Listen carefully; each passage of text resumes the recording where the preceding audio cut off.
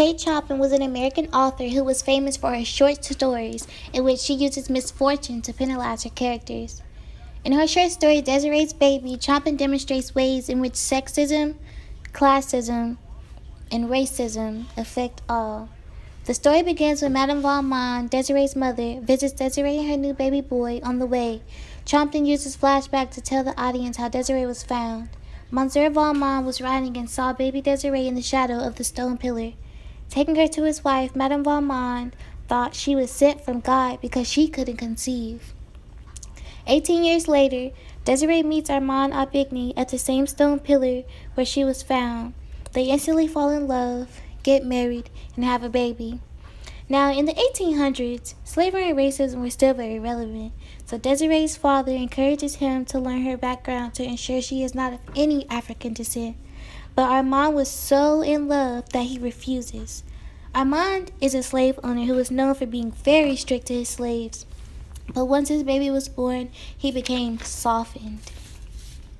Once Chopin resumes the present and Madame Valmont doesn't recognize the baby, she notices his skin is darker than hers. She was disgusted. Chopin dehumanizes the baby by referring to it as an it to show Madame Valmont's confusion and disgust.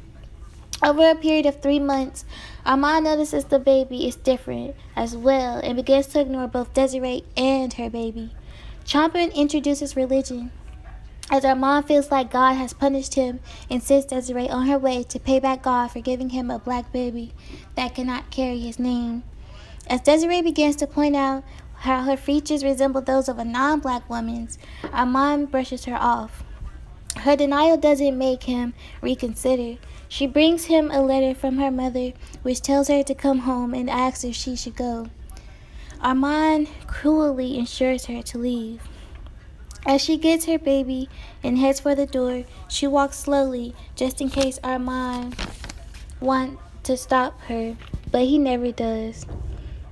Instead of going to her mother's house, Desiree and her baby disappeared into a deserted field, never returning.